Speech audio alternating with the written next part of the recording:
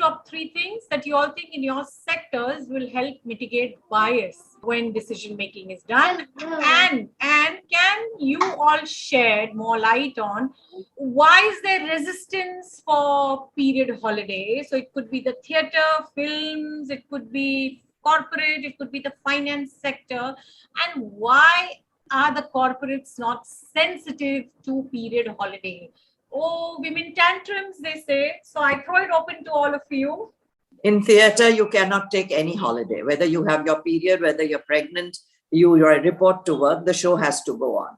Yes, same as with the media. That is our, at the last minute, we cannot afford to give anybody a period holiday. Yeah, so very clearly it is loss of productivity for many people. They convert holiday into money or dollars, rupees, whatever. So organizations are very bothered or cost sensitive. But trust me, I've been running this company for last 8 years and 99% of my employees are women employees, right?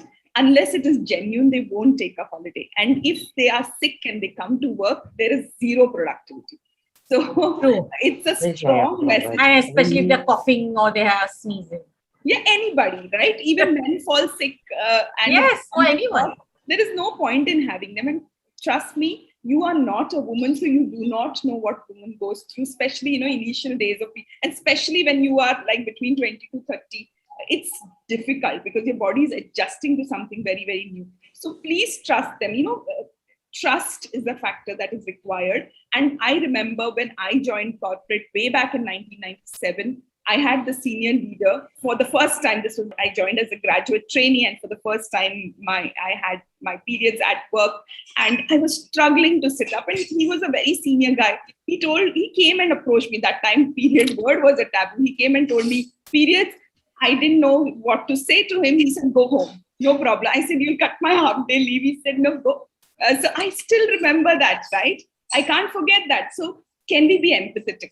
It's just a matter of being empathetic. Work will happen. Next day, I would have done more effort to ensure my work is done, right? So please be sensitive and please go ahead and apply it.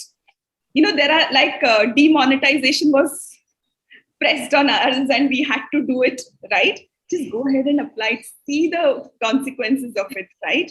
Go ahead and do it is what I recommend to all the organizations. Ashok, you were saying something. Yeah. Sorry, Pratibha.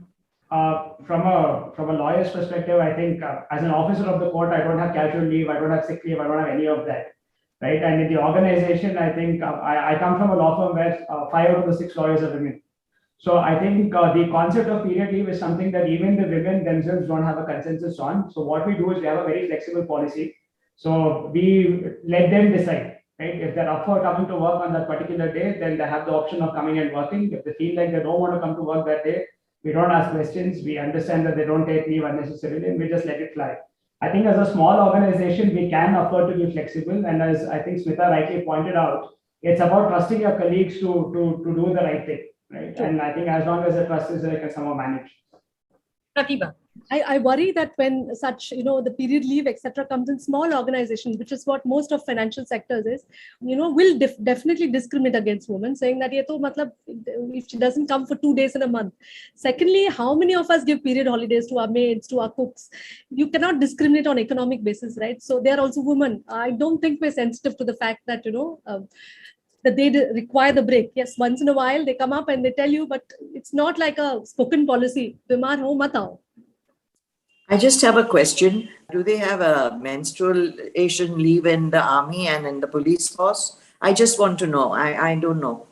Maybe Ashok or maybe Pratibha can tell us. We need to check that because now that they are allowing women in the armed forces, maybe they need to even address this. It's a very valid and a very important question you have raised, Mahabanoo. Having worked very closely with the police on quite a few training and capacity building programs, I can tell you that leave alone menstruation leave, I think their issues in terms of labor welfare is much more fundamental. Sane working hours, getting a weekly off, having a salary that will help them live in the city where they're posted. So I think the getting access to a shelter if they're manning a particular post, right? I've actually seen in peak summer how policemen struggle because there's absolutely no shelter. So I think in terms of the evolution of labor laws and labor welfare for police officers, we are 100 years behind. And I think we have a lot of catching up to do.